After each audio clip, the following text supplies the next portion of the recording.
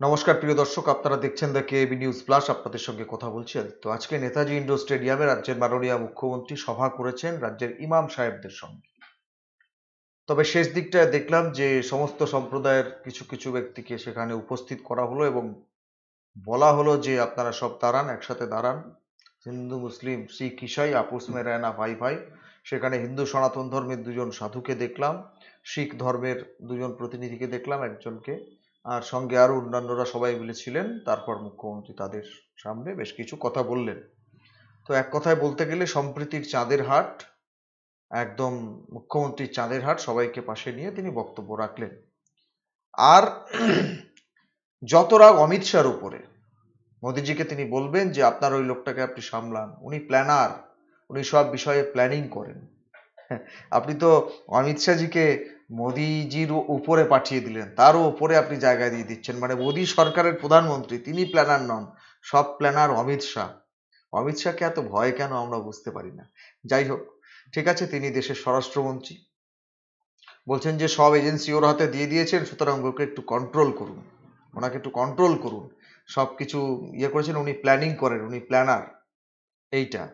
আর উপস্থিত মুসলিম সম্প্রদায়ের যে সমস্ত মানুষ ছিলেন তাদের উনি বলেছেন যে আপনারা একটা বছর অপেক্ষা করুন। জানি না এক বছর অপেক্ষা করুন মানে কি বলতে চাইলেন, 26 সালের নির্বাচন পশ্চিমবাংলায়, হয়তো সেটাই বলতে চাইলেন। কিন্তু উনি বললেন যে আর একটা বছর অপেক্ষা করুন, নতুন সরকার হবে, সেই সরকারে আহ হামাগুড়ি বাবু থাকবেন না। অমিত শাহকে উদ্দেশ্য করেই বলেছেন।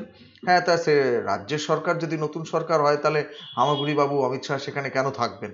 নাকি আপনি বলতে চাইছেন যে কেন্দ্রের সরকার হবে, নতুন সরকার, সেখানে আপনারা ক্ষমতায় আসবেন, আপনি প্রধানমন্ত্রী হবেন, এবং হয়ে আপনি বলেছেন অবশ্য আজকে যে সব আইন আমরা পুরনো যেগুলো আছে সেগুলোকে আবার ফিরিয়ে আনবো, সেগুলোকে আবার চেঞ্জ করে এই যে নতুন আইন হয়েছে এগুলোকে পরিবর্তন করে মানুষের স্বার্থে আবার সেই আগের আইনগুলোকে ফিরিয়ে আনবো, এ কথা আজকে বলেছেন।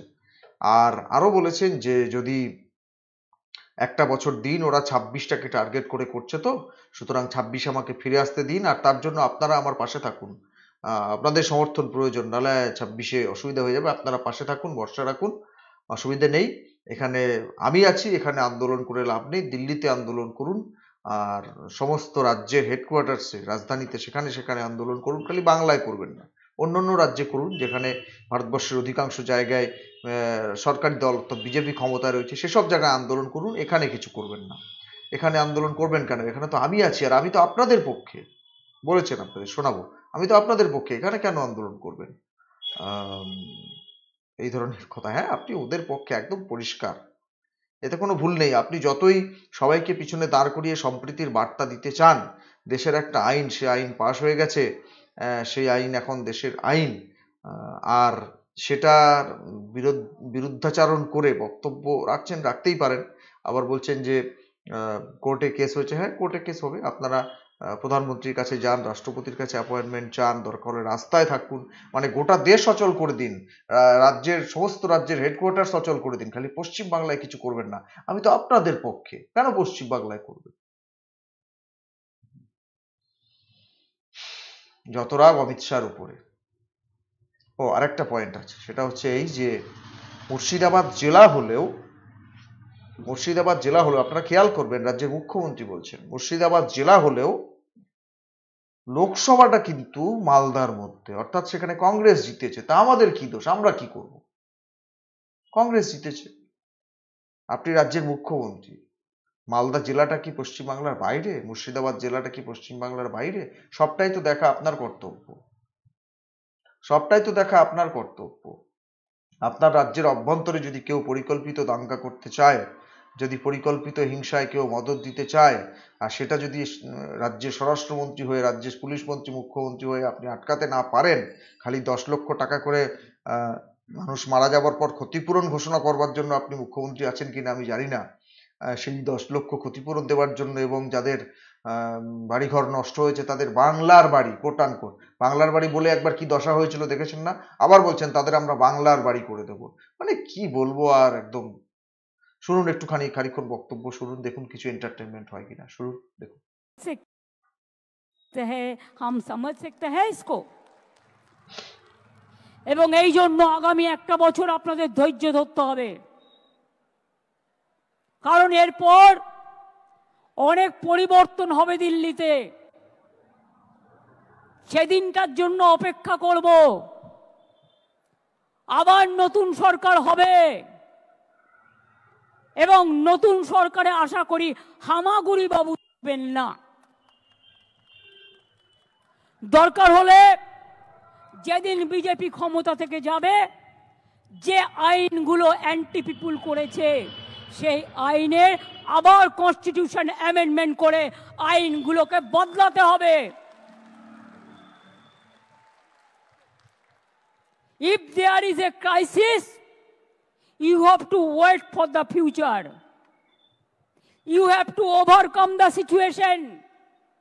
And if there is a crisis, be cool and peaceful. আর আপনাদের বলবো, বাংলায় আন্দোলন করে লাভ নেই, আন্দোলনটা দিল্লিতে গিয়ে করুন। দিল্লিতে প্রধানমন্ত্রীর কাছে টাইম চান, দিল্লিতে রাষ্ট্রপতির কাছে টাইম চান। আপনারা সংগঠন থেকে অ্যাপয়েন্টমেন্ট করুন, দরকার হলে ট্রেনে যান, দরকার হলে প্লেনে যান, দরকার হলে অ্যাপয়েন্টমেন্ট করুন, করে আপনাদের প্রতিবাদ জানান। আমি তো আপনাদের পক্ষে, আমি সর্বধর্মের পক্ষে, আমি হিন্দুদেরও পক্ষে, আমি মুসলমানদেরও পক্ষে, আমি শিখদেরও পক্ষে, আমি খ্রিস্টানদেরও পক্ষে।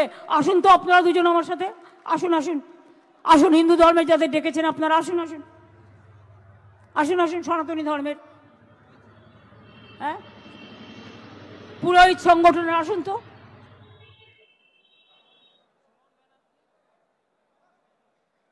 আসেন আসেন, बैठिए प्लीज बैठिए।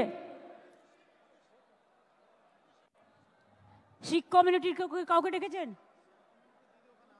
आओ आइए, आ जाइए।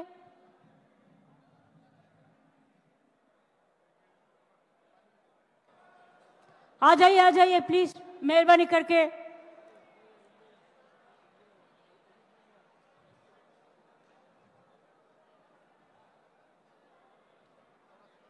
আপনারা দিল্লিতে গিয়ে সব রাজ্যের সাথে যোগাযোগ করুন, আগে contact all the state leadership, এবং তারপরে দিল্লিতে গিয়ে প্রোগ্রাম করুন।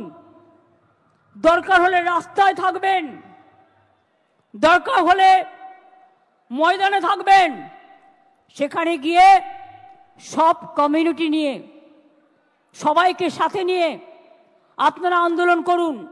আমি কথা দিচ্ছি, আমাদের তৃণমূল কংগ্রেসের সাংসদরাও আপনাদের সাথে থাকবে। আমি ইন্ডিয়া টিমের সব পার্টিকে অনুরোধ জানাবো, তারাও আপনাদের সাথে থাকবে। এখানে করে লাভ নেই, এখানে আমি আছি। আসুন, দাঁড়ান, এই কাশেম এসো তো, তুহা আমার পাশে এসো, দাঁড়াও,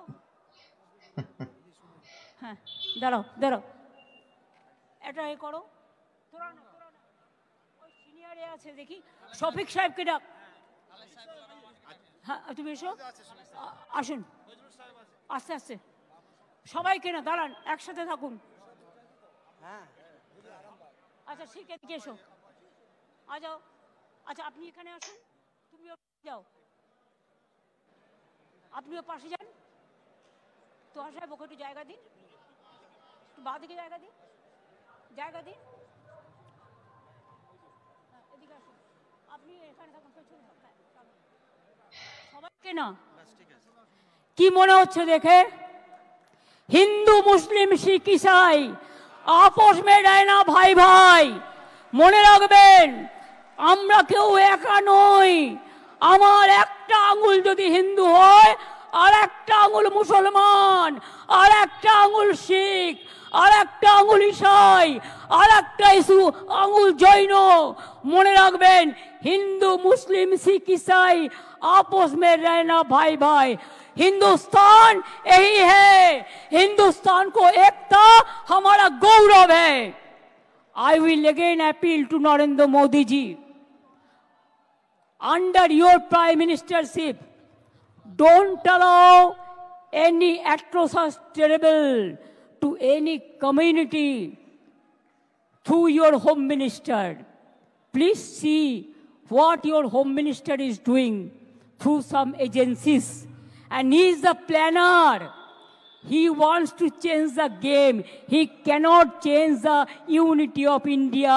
He cannot change the India, Hindustan,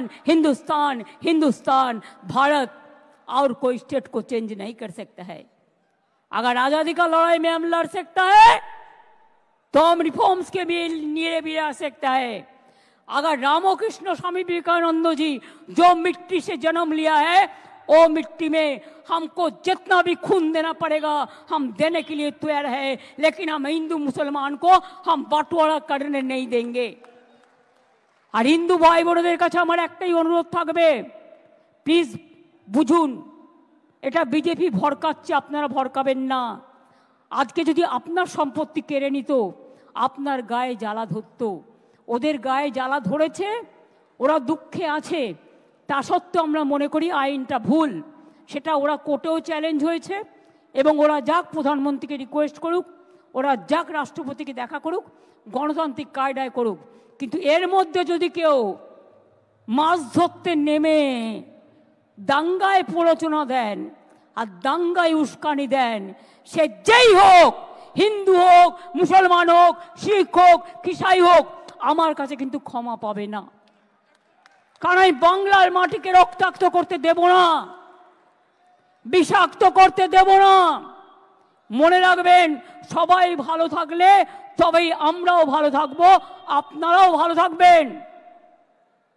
आप लोग कोर्ट में जैसे चैलेंज किया, आप कॉन्स्टिट्यूशन बेंच में इसको चैलेंज करो और साथ साथ में पीएम का अपॉइंटमेंट मांगो, प्रेसिडेंट का अपॉइंटमेंट मांगो। हर स्टेट हेडक्वार्टर में प्रोग्राम करके, अगर इंडोर हो तो इंडोर में करो, सब नेता लोगों को बुला लो और कहो एनआरसी का तरह, एनपीआर का तरह ये बैटल में भी हमको जीतना है।